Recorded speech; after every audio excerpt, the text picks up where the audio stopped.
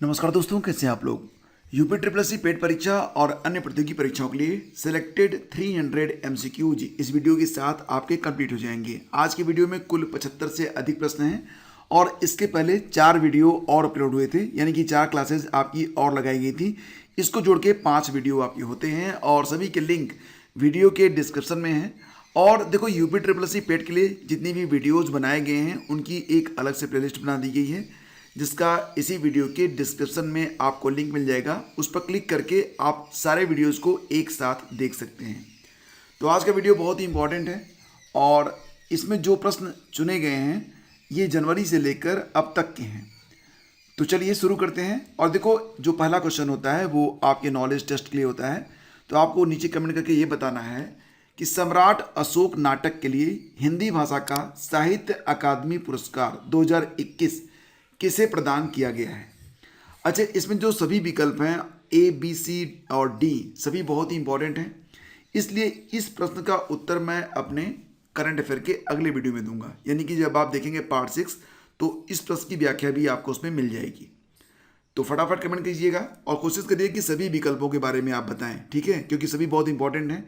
एक बार लिख लेंगे तो आपके 4 प्रश्न तैयार हो जाएंगे और एग्जाम में ये आपके बड़े काम आने वाले हैं। तो चलिए शुरू करते हैं आज का टेस्ट। पहला क्वेश्चन है, दुनिया की सबसे लंबी मेट्रो लाइन किस देश में शुरू हुई है। ये प्रश्न जनवरी से है और इसका सही आंसर है संघाई चीन, यानी कि ऑप्शन सी इसका बिल्कुल करेक्ट है। संघाई मेट्रो की कुल लंबाई हो गई है 831 किलोमीटर। ये दुनिया में सबसे अधिक लंबी मेट्रो बन चुकी है। अगला क्वेश्चन है, रेलवे बोर्ड के नए अध्यक्ष और सीईओ कौन बने हैं। रेलवे बोर्ड के नए अध्यक्ष और सीईओ बन गए हैं VK Tripathi, that is Vinay Kumar Tripathi ji. तो ऑप्शन ए आपका बिल्कुल करेक्ट है। अगला क्वेश्चन देखिए, भारत के 49वें मुख्य न्यायाधीश कौन बने हैं। ये प्रश्न बहुत ही इंपॉर्टेंट है और ये भी याद रखना कि 49वें मुख्य न्यायाधीश का जो कार्यकाल होगा वो मात्र 74 दिन का होगा, ओनली 74 डेज। और ये कौन है? ये हैं यू ललित। यू ललित के बाद जो भारत के 50वें मुख्य न्यायाधीश बनेंगे वो कौन बनेंगे? धनंजय यशवंत चंद्रचूड़। तो ये भी आपको याद रखना होगा। और ये भी याद रखिएगा कि जस्टिस एन वी रमण, जो कि भारत के 48वें चीफ जस्टिस थे, उनका जो कार्यकाल था वो 26 अगस्त को समाप्त हुआ। नेक्स्ट, मिस इंडिया यूएसए 2022 का खिताब किसने जीता है। मिस इंडिया यूएसए 2022 का खिताब जीता है किसने, बताओ। देखो, यहाँ पर सभी विकल्प जो हैं बहुत इंपॉर्टेंट हैं। खुशी पटेल, वंशिका परमार, आर्या वालवेकर और दिविता राय। और सभी के बारे में ऑलरेडी मैं आपको पढ़ा चुका हूँ। अगर आपने पिछले वीडियोस देखे हैं तो फटाफट आप आंसर दे पाएंगे। तो फ्रेंड्स देखो, यहाँ पर जो आंसर बनेगा मिस इंडिया यूएसए 2022, ये बनी है आर्या वालवेकर, यानी कि इस क्वेश्चन का ऑप्शन सी करेक्ट है। ये हैं आर्या वालवेकर। इसी के साथ ये भी याद रखना कि खुशी पटेल ये मिस इंडिया वर्ल्ड वाइड बनी 2022 में। वंशिका परमार को याद रखना, मिस अर्थ इंडिया बनी है 2022। आर्या वालवेकर मैंने आपको बताया मिस इंडिया यूएसए 2022 बनी है। और दिविता राय का नाम भी याद रखना, ये मिस दिवा यूनिवर्स बनी है। अच्छा, दिविता राय दिवा यूनिवर्स, तो याद रखना आसान हो गया आपके लिए, ठीक है। तो सभी की तस्वीरें मैंने लगा दी हैं ताकि आपको चेहरा जो है जेल में बैठ सके और आप याद रख पाएँ। अगला क्वेश्चन होगा, मिस इंडिया वर्ल्ड 2022 का खिताब किसने जीता। तो देखो, इसमें खुशी पटेल के बारे में मैंने आपको बताया, आर्या वालवेकर के बारे में बताया, स्मृति मंधाना तो एक क्रिकेटर हैं जिनकी बात छोड़ देते हैं। खुशी पटेल कौन है? खुशी Patel miss India world wide हैं। इसके अलावा आर्या वालवेकर मैंने आपको बताया मिस इंडिया यूएसए हैं। तो एक ऑप्शन बचता है सिनी शेट्टी। तो ऑप्शन ए ही आपका बिल्कुल करेक्ट है, आंसर है। किसे लद्दाख के सर्वोच्च नागरिक सम्मान से सम्मानित किया गया है। नरेंद्र मोदी, अमित शाह, दलाई लामा या इनमें से कोई नहीं। लद्दाख के सर्वोच्च नागरिक सम्मान से सम्मानित किया गया है। निश्चित रूप से आप गेस कर पा रहे होंगे, सही जवाब इसका ऑप्शन, जी हाँ, ऑप्शन सी है। दलाई लामा जी को लद्दाख का सर्वोच्च नागरिक सम्मान प्रदान किया गया। हाल ही में किसे यूनाइटेड नेशन में भारत का अस्थायी प्रतिनिधि के रूप में चुना गया है। यूनाइटेड नेशन में भारत की अस्थायी प्रतिनिधि बनी है रुचिरा कंबोज। तो याद रखना ये प्रश्न बहुत ही इंपॉर्टेंट है। बर्मिंघम राष्ट्रमंडल खेलों में पैरा पावर लिफ्टिंग श्रेणी में भारत के लिए स्वर्ण पदक जीतने वाले पहले भारतीय एथलीट कौन बने हैं? बर्मिंघम राष्ट्रमंडल खेलों में पैरा पावर लिफ्टिंग श्रेणी में भारत के लिए स्वर्ण पदक किसने जीता था? तो दोस्तों आप पहचान रहे होंगे, ये हैं सुधीर जी। ऑप्शन बी इसका करेक्ट है। ठीक है, तो राष्ट्रमंडल खेल जो अभी हाल ही में हुए थे, कहाँ पर हुए थे? बर्मिंघम में हुए थे। उसमें पैरा पावर लिफ्टिंग श्रेणी में भारत के लिए स्वर्ण पदक जीतने वाले जो पहले भारतीय एथलीट बने थे वो सुधीर थे। अगला क्वेश्चन देखिए, अमेरिका, मैक्सिको और कौन सा देश फीफा वर्ल्ड कप 2026 की मेजबानी करेंगे? फीफा वर्ल्ड कप 2026 की मेजबानी करेंगे अमेरिका, मैक्सिको और कनाडा। तो इस क्वेश्चन का ऑप्शन ए करेक्ट है। भारत की पहली डिजिटल लोक अदालत कब से शुरू हो गई है? अच्छा, प्रश्न बहुत इंपॉर्टेंट है, 5 स्टार क्वेश्चन आपका, और इसका आंसर हो जाएगा 13 अगस्त 2022 से। तो ऑप्शन बी इसका बिल्कुल करेक्ट है। अगला क्वेश्चन देखिए, 8वीं बार अंडर 19 क्रिकेट एशिया कप 2021 का खिताब किस टीम ने जीता है? अच्छा, एग्जाम में ये भी आ सकता है कि अंडर 19 क्रिकेट एशिया कप का आयोजन किस देश में हुआ था? तो अगर आपको पता है तो कमेंट करके बताओ, आगे आंसर मैं दे रहा हूँ। अंडर 19 क्रिकेट एशिया कप 2021 का खिताब 8वीं बार जीता है भारतीय टीम ने, और उपविजेता टीम बनी थी श्रीलंका। तो ऑप्शन सी करेक्ट है। और अंडर 19 क्रिकेट एशिया कप 2021 कहाँ पर खेला गया था? तो दोस्तों ये खेला गया था दुबई में। ठीक है, ये याद रखना आप। अगला क्वेश्चन है, असुमेलित को पहचानिए, जो उसमें गलत है उसको आपको पहचानना है। Vijay Hazare cricket trophy 2021, Vijay Hazare cricket trophy 2021 को किसने जीता? हिमाचल प्रदेश ने जीता। करेक्ट है। राष्ट्रीय नेत्रहीन T20 क्रिकेट टूर्नामेंट का खिताब किसने जीता? आंध्र प्रदेश ने। करेक्ट है। दुनिया का सबसे बड़ा बल्ले का अनावरण किया गया था हैदराबाद क्रिकेट एसोसिएशन के द्वारा। ये भी करेक्ट है। सही जवाब बनेगा ऑप्शन डी। भारतीय तटरक्षक बल के नए महानिदेशक कौन बने हैं? अच्छा, ये प्रश्न बहुत ही इंपॉर्टेंट है। भारतीय तटरक्षक बल इंडियन कोस्टल गार्ड ICG के नए महानिदेशक बन गए हैं वीरेंद्र कुमार पठानिया। तो ऑप्शन ए आपका बिल्कुल सही है। अच्छा, ये भी याद रखना कि ICG के ये 24वें महानिदेशक बने हैं। असुमेलित को पहचानिए। अच्छा, ऐसे प्रश्नों में लेकर आता हूँ, इसका उद्देश्य होता है एक साथ 3-4 प्रश्नों को डिस्कस कर लेना, और वही पॉइंट जो कि आपके लिए इंपॉर्टेंट होता है। तो जैसे कि BSF के महानिदेशक कौन है? पंकज कुमार सिंह है। सही है, हाँ। CRPF के महानिदेशक कौन है? कुलदीप सिंह है। सही है, हाँ। CISF के महानिदेशक सील वर्धन सिंह है। करेक्ट है। ITBP के संजय अरोड़ा हैं, और NCC के हैं गुरबीर पाल सिंह।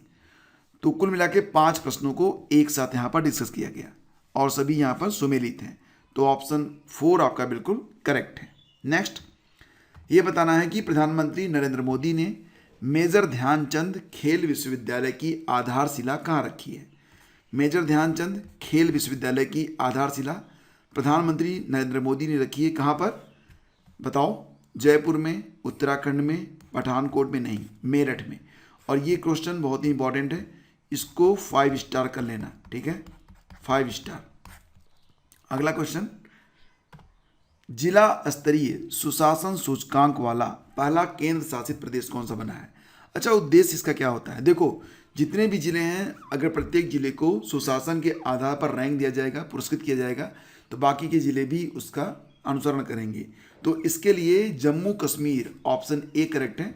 जम्मू कश्मीर भारत का पहला केंद्र शासित प्रदेश बना है, यूनियन टेरिटरी बना है, जिसने जिला स्तरीय सुशासन सूचकांक को शुरू किया है। तो बहुत ही अच्छा प्रयास है ये सुशासन को लागू करने के लिए। ऑप्शन ए आपका बिल्कुल करेक्ट है। अगला क्वेश्चन देखिए, देश की पहली पेपरलेस हाई कोर्ट कौन सी बनी है? तो यहाँ पर सब कुछ डिजिटल हो चुका है, और ये हाई कोर्ट कौन सी है? Bombay high court? नहीं। कलकत्ता वाली? नहीं। Delhi high court? जी नहीं। Kerala high court? जी हाँ, ये बिल्कुल सही है। ऑप्शन ए करेक्ट है। राष्ट्रीय स्वच्छ गंगा मिशन के नए महानिदेशक कौन बने हैं? राष्ट्रीय स्वच्छ गंगा मिशन के नए महानिदेशक बन गए हैं, डायरेक्टर जनरल कौन बने हैं? ये हैं जी अशोक कुमार। अच्छा, एक बात आपको बताऊं, जी अशोक कुमार 2 हैं। ठीक है, ये भी याद रखना, बहुत इंपॉर्टेंट बात आपको बता रहा हूँ, कंफ्यूज हो जाते हैं लोग। तो आपको दोनों को याद रखना होगा।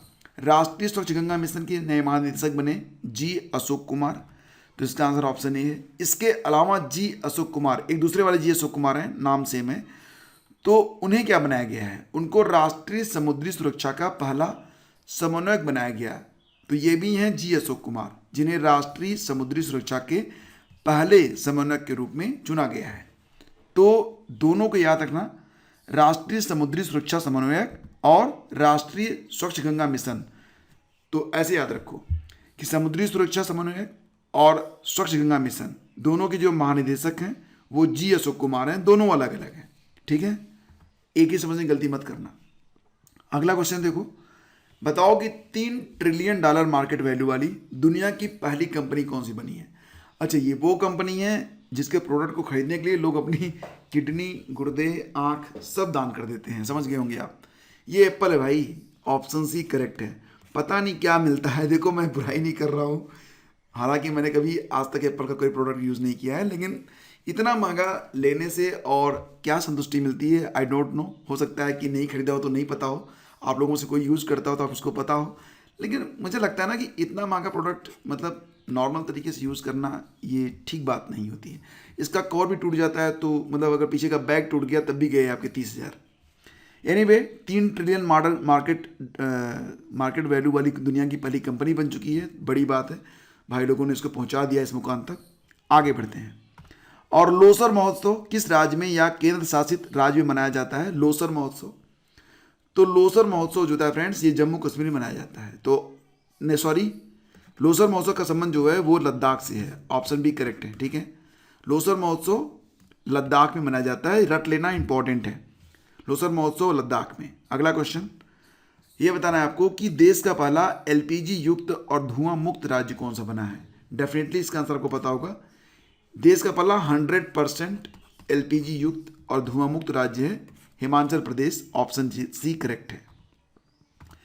मदर टेरेसा मेमोरियल अवार्ड 2021 से किस देश को सम्मानित किया गया है। ये वही देश है जिसको दुनिया की गौशाला कहा जाता है। समझ गए आप। जी हाँ, डेनमार्क बिल्कुल करेक्ट है।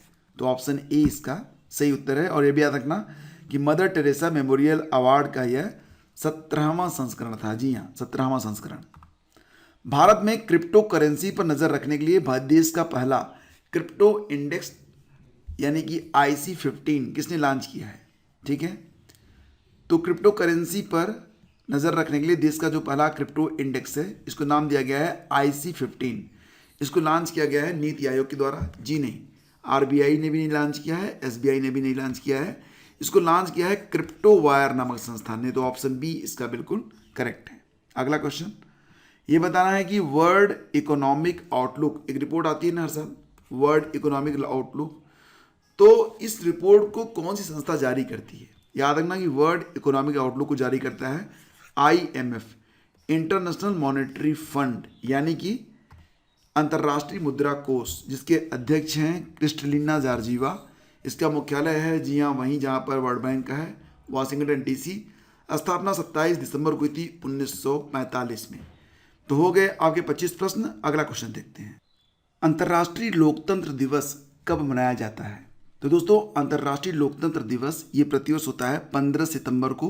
अच्छा, ये प्रश्न भी बहुत इंपॉर्टेंट है, इसको याद रखना। 2022 में अंतर्राष्ट्रीय लोकतंत्र दिवस का 15वां संस्करण आयोजित किया गया।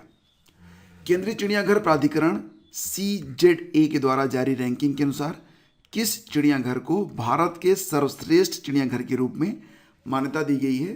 तो ये है Padmaja Naidu Himalayan zoological park, जो कहाँ पर है, पश्चिम बंगाल के दार्जिलिंग में। ठीक है, अगला क्वेश्चन देखिए।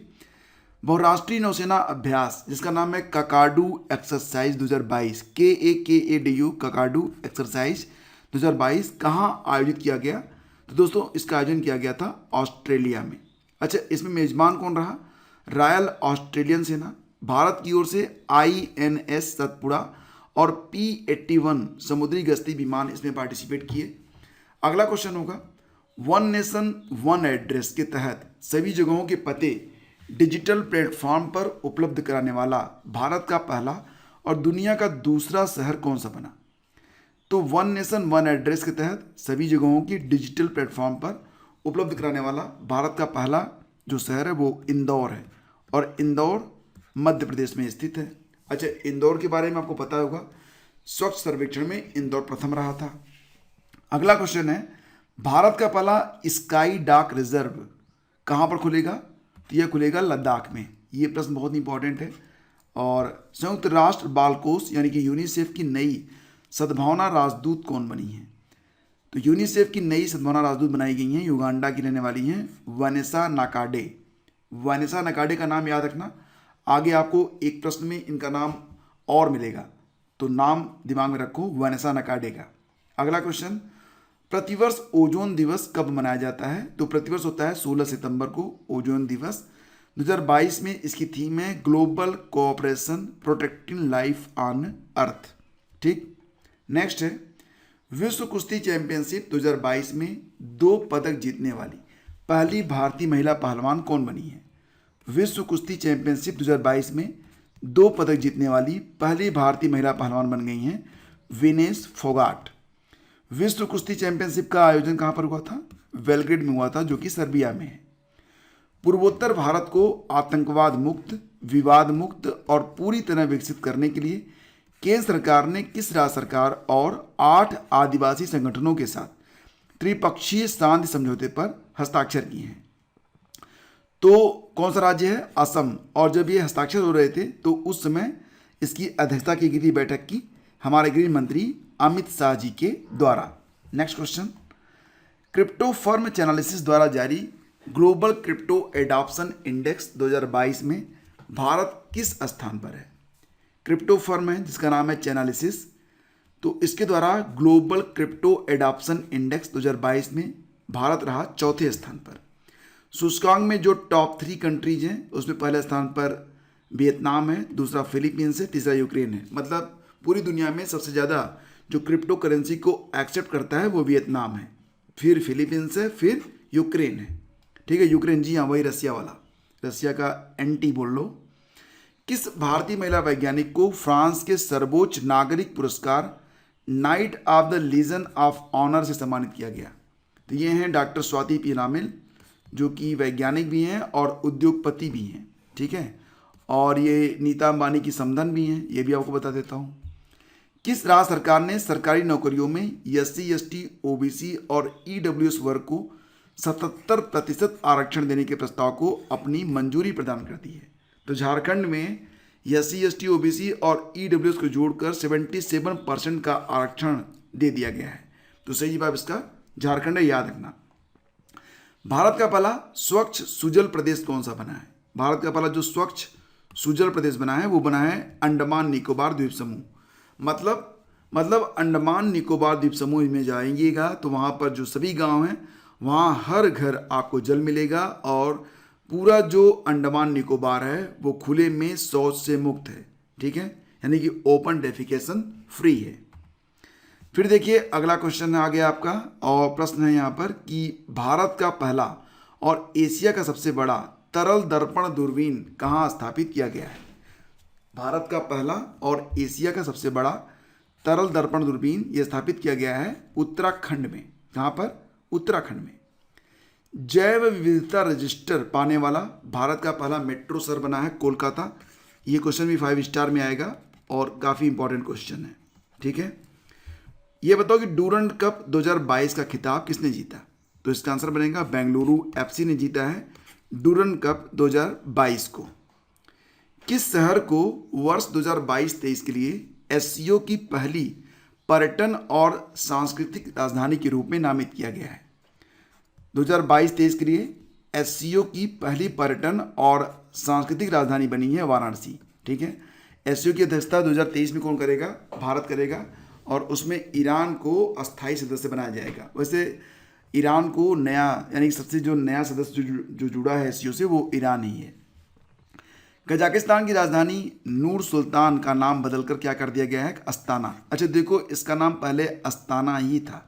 ठीक है, अस्ताना नाम था, फिर इसका नाम बदलकर क्या किया गया? नूर सुल्तान किया गया, और फिर जो है क्या कर दिया गया? अस्ताना कर दिया गया।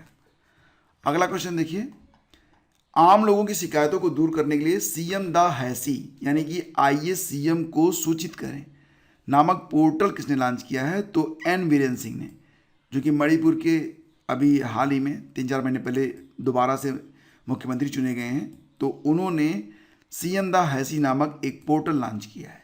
मणिपुर के मुख्यमंत्री हैं एन वीरेन सिंह। राज्यों के पर्यटन मंत्रियों का राष्ट्रीय सम्मेलन 2022 कहाँ पर आयोजित किया गया? तो धर्मशाला में किया गया, जो कि हिमाचल प्रदेश में है। सभी राज्यों के जो पर्यटन मंत्री थे इसमें प्रतिभाग किए हैं। समुद्री पर्यटन को बढ़ावा देने के लिए ग्रीन फिन्स हब नामक वैश्विक डिजिटल प्लेटफॉर्म को किसने लॉन्च किया? समुद्री पर्यटन को बढ़ावा देने के लिए ग्रीन फिन्स हब नामक वैश्विक डिजिटल प्लेटफॉर्म को लॉन्च किया गया है संयुक्त राष्ट्र पर्यावरण कार्यक्रम यानी कि यूएनईपी के द्वारा। इसका मुख्यालय कहाँ पर? यूएनईपी का केन्या में है। अडानी ग्रीन ने 325 मेगावाट क्षमता की नवीकरणीय पवन ऊर्जा परियोजना कहाँ पर स्टार्ट की है? इसका आंसर बनेगा धार, मध्य प्रदेश। यूनेस्को शांति पुरस्कार 2022 एंजेला मर्कल, जर्मनी की पूर्व चांसलर को दिया गया है। यूनेस्को का शांति पुरस्कार 2022 किसको दिया गया? एंजेला मर्कल को, जो कि जर्मनी की पूर्व चांसलर थी। कोविड-19 प्रिकॉशन डोज वैक्सीन का 100% कवरेज हासिल करने वाला भारत का पहला राज्य बना है अंडमान निकोबार। ठीक है, तो पहला स्वच्छ सुजल प्रदेश भी बना और 100% वैक्सीनेशन वाला, यानी कि प्रिकॉशन डोज भी वहाँ पर 100% दे दिया गया है। तो काफ़ी शानदार बात है, अंडमान निकोबार। आगे देखिए, 6वें सैफ महिला फुटबॉल चैंपियनशिप 2022 का खिताब किसने जीता है? तो 6वां जो सैफ महिला फुटबॉल चैंपियनशिप हुआ था, इसका खिताब जीता था बांग्लादेश ने। किसको हराया था? नेपाल को। अच्छा, आयोजन भी नेपाल में ही किया गया था, यानी कि होस्ट को हरा दिया पड़ोसी बांग्लादेश ने। अच्छी बात है ना? ठीक है। विश्व शांति दिवस 2022 कब मनाया जाता है? तो देखो यहाँ पर विश्व शांति दिवस 2022 में मनाया गया था 21 सितंबर को, और इसकी थीम क्या है? End racism build peace. अच्छा देखो, भी हाल ही में ग्लोबल पीस इंडेक्स भी जारी हुआ था, जिसको आप लोग GPI के नाम से पुकार सकते हो, GPI 2022। इसमें जो भारत की रैंकिंग है, इंडिया जो है वो काफ़ी अच्छा परफॉर्म किया है। भारत की जो रैंकिंग है, कुल 163 देशों में भारत पहुंच गया किस पे बताओ? 135वें स्थान पर। ठीक है, 135वां स्थान मिला है भारत को कुल 163 देशों में। पिछले साल भारत की जो रैंकिंग थी वो कितनी थी? 138 थी। तो भारत 3 अंक जो है ऊपर आया है। और इसके मुताबिक दुनिया का जो सबसे शांत देश है वो आइसलैंड है। ये भी याद रखना, ये काफ़ी इंपॉर्टेंट बात मैं आपको बता रहा हूँ, और एग्जाम के लिए ये भी इंपॉर्टेंट है। ठीक है, ग्लोबल पीस इंडेक्स 2022 में इंडिया की रैंक 135 है, कुल देश 163 रहे, आइसलैंड पहले स्थान पर है, और कुल 23 पैरामीटर पर ग्लोबल पीस इंडेक्स को जारी किया जाता है। अगला क्वेश्चन है, किस देश के शोधकर्ताओं ने दुनिया में पहली बार माया नामक जंगली आर्कटिक भेड़िए की सफलतापूर्वक क्लोनिंग की है? देखो फ्रेंड्स, ये जो माया नामक जंगली आर्कटिक भेड़िया है, ये 1 साल का हो गया, उसके बाद चीन वालों ने बताया कि हमने क्लोनिंग इसकी सफलतापूर्वक कर ली है। तो ये माया है, जो कि एक वुल्फ है, भेड़िया है। ठीक है, और इसको किसने बनाया है? चाइना ने बनाया है। अगला क्वेश्चन देखिए, सिनेमा के सबसे प्रतिष्ठित पुरस्कार ऑस्कर अवार्ड 2023 के लिए भारत की ओर से किस फिल्म को नामांकित किया गया है? तो ये फिल्म है छेलो शो, लास्ट शो, जो कि एक गुजराती फिल्म है। ये गई है ऑस्कर अवार्ड के लिए। ठीक है, महाराष्ट्र ने दौलताबाद किले का नाम बदलकर क्या कर दिया है?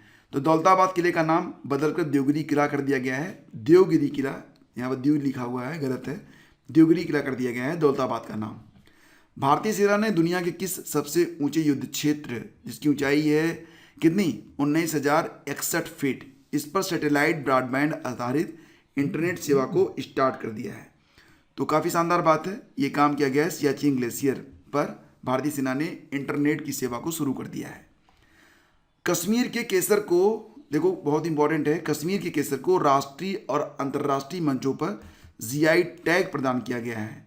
तो एग्जाम में क्या प्रश्न बनेगा कि कहाँ के केसर को? तो इसका आंसर बनेगा कश्मीर का जो केसर है। कश्मीर का जो केसर होता है, ये दुनिया का एकमात्र ऐसा केसर है जिसकी खेती समुद्र तल से 1600 से 1800 मीटर की ऊंचाई पर की जाती है। Tennis tournament WTA 250 Chennai open 2022, Chennai open 2022 में महिला एकल का खिताब किसने जीता है? तो दोस्तों ये जीता है लिंडा फ्रुतविर्तोवा ने। क्या नाम है इनका? लिंडा फ्रुतविर्तोवा, जो कहाँ से हैं? चेक गणराज्य से हैं। तो इन्होंने जीत लिया है चेन्नई ओपन 2022 को, चेक गणराज्य की लिंडा फ्रुतविर्तोवा ने। फ्रुतविर्तोवा। विश्व अल्जाइमर दिवस कब मनाया जाता है प्रतिवर्ष? तो 21 सितंबर को, रट लेना। इसकी थीम है 2022 में नो डिमेंशिया नो अल्जाइमर। अंतर्राष्ट्रीय न्याय दिवस होता है प्रतिवर्ष 17 जुलाई को। थीम रही 2022 में achieving social justice through formal employment. और विश्व जनसंख्या दिवस ये कब होता है? 11 जुलाई को होता है। थीम रही 2022 में a world of 8 billion. Priyadarshini अकादमी के प्रतिष्ठित स्मिता पाटिल मेमोरियल पुरस्कार 2022 से किसे सम्मानित किया गया? तो ये हैं अभिनेत्री आलिया भट्ट। आलिया भट्ट को स्मिता पाटिल मेमोरियल अवार्ड 2022 दिया गया। भारत का जो पहला भारत ग्रैंड प्रिक्स होने वाला है, ये 2 व्हीलर ग्रैंड प्रिक्स होगा। इसकी मेजबानी कौन सा शहर करेगा? तो ग्रेटर नोएडा, यूपी में इसको खेला जाएगा नेक्स्ट ईयर। और पहला महिला आईपीएल कब आयोजित होगा? तो महिला आईपीएल ये आयोजित होगा नेक्स्ट ईयर 2023 में। उच्च रक्तचाप नियंत्रण करने के लिए, मतलब उच्च रक्तचाप नियंत्रण पहल के लिए किस देश ने UN inter agency task force और WHO प्राथमिक स्वास्थ्य देखभाल पुरस्कार को जीत लिया है? तो यह पुरस्कार मिला है किसको? भारत को। विश्व उच्च रक्तचाप दिवस कब होता है प्रतिवर्ष? तो 17 मई को। संयुक्त राष्ट्र महासभा की 77वीं बैठक कहाँ पर आयोजित हुई? संयुक्त राष्ट्र महासभा की जो 77वीं बैठक थी, इसका आयोजन हुआ था कहाँ पर? न्यूयॉर्क में। इसकी अध्यक्षता की गई कसाबा कोरोसिक के द्वारा। भारतीय नौसेना के लिए 2 स्वदेशी डाइविंग सपोर्ट वेसल्स निस्तार और निपुण को लॉन्च किया गया है। इन डाइविंग सपोर्ट वेसल्स का निर्माण किस कंपनी ने किया है? तो इसका आंसर हो जाएगा Hindustan shipyard limited HSL Visakhapatnam ने। ठीक है, तो निस्तार और निपुण ये क्या हैं? ये 2 जहाज हैं। अगला क्वेश्चन होगा कि वर्ष 2023 तक भारत की सबसे लंबी नदी क्रूज सेवा किन संस्थानों के बीच शुरू हो जाएगी? मतलब नदी में क्रूज चलेगी। क्रूज माने जो बोट होती है, जो मोटर चलती है। तो नदी क्रूज सेवा अगले साल शुरू हो रही है बनारस से लेकर असम के बीच में। तो ये लगभग 4000 किलोमीटर की दूरी को तय करेगी नदियों के माध्यम से। ठीक है, और इसमें क्या होगा कि गंगा, भारत और बांग्लादेश प्रोटोकॉल मार्ग और ब्रह्मपुत्र नदियों से होकर यह जो क्रूज है ये गुजरेगा। गोलकीपर्स ग्लोबल गोल्स पुरस्कार 2022, गोलकीपर्स ग्लोबल गोल्स पुरस्कार 2022 से किसे सम्मानित किया गया है? तो यह पुरस्कार देता है कौन? Bill and Melinda Gates foundation के द्वारा यह पुरस्कार प्रदान किया जाता है। और इस पुरस्कार को दिया गया है जारा जोया अफगानिस्तान को, वेनेसा नाकाडे युगांडा को। अच्छा, वेनेसा नाकाडे का नाम याद आया आपको? मैंने बताया था ना कि इसको याद रखना। तो बताओ कि वेनेसा नाकाडे का नाम इसके पहले जब आया था तो वो किसके लिए आया था, किस काम के लिए आया था? बताओ, ये आपका जो होमवर्क हो गया। और राधिका बत्रा भारत की, और उर्सुला वान डेर लेन जो कि EU की प्रमुख हैं, यूरोपियन यूनियन की प्रमुख हैं। इन चारों को bill and Melinda Gates foundation के द्वारा गोलकीपर्स ग्लोबल गोल्स पुरस्कार प्रदान किया गया। क्यों प्रदान किया गया? तो संयुक्त राष्ट्र का जो SDG टारगेट है, सतत विकास लक्ष्य, उसको प्राप्त करने की दिशा में इनके असाधारण कार्य के लिए इनको पुरस्कृत किया गया है। निम्न में असुमेलित की पहचान करें। तो ऐसा प्रश्न जिसमें हम एक साथ कई प्रश्नों की जानकारी आपको देते हैं। याद रखना, ओ हेनरी पुरस्कार 2022 ये प्रदान किया गया अमर मित्रा को। टेम्पल्टन पुरस्कार दिया गया था फ्रैंक विल्जेक को। 56वां ज्ञानपीठ पुरस्कार मिला 2020 वाला नीलमणि फुकन को। और प्रिज्गर पुरस्कार 2022 किसको मिला? डाइबेडो फ्रांसिस केरे को। रामनाथ गोयनका पुरस्कार मिला जिसाने लतीफ़ को। तो सभी यहाँ पर सुमेलित हैं और सभी यहाँ पर बहुत ही इंपॉर्टेंट हैं। बताइए कि ICC द्वारा किए गए बदलावों के अनुसार वनडे और टेस्ट में एक बल्लेबाज को गेंद का सामना करने के लिए कितने समय के अंदर तैयार होना होगा? तो अभी तक क्या होता था? अभी तक थोड़ा समय उनको मिल जाता था, लेकिन अब 2 मिनट के अंदर उनको क्रीज पर पहुंचना रहेगा। ये ICC द्वारा किए गए बदलावों के अनुसार नियम बनाया गया। 15वें ब्रिक्स शिखर सम्मेलन की मेजबानी कौन सा देश 2023 में करेगा? तो ये करेगा दक्षिण अफ्रीका। ठीक है, अच्छा यहाँ पर आपको बता दें कि जो ब्रिक्स की शिखर सम्मेलन का जो मेजबान देश होता है वो एक क्रम से होता है। BRICS साउथ अफ्रीका कर रहा है। कब? 2023 में। तो 2024 में करेगा कौन? ब्राज़ील करेगा, फिर रसिया करेगा, फिर इंडिया, फिर चाइना। तो इस प्रकार से ये क्रम चलता रहता है। विश्व का सबसे ऊंचा 280 मीटर ऊंचा ये ब्रिज कहाँ पर बनेगा? एक पुल बनेगा। ये बनेगा कालका शिमला राष्ट्रीय राजमार्ग हिमाचल प्रदेश में। यह पुल जापान के 275 मीटर ऊंचे पुल को, मतलब अभी तक दुनिया का जो सबसे ऊंचा पुल है वो 275 मीटर ऊंचा है, जापान में है, उसके रिकॉर्ड को ये ब्रेक करेगा।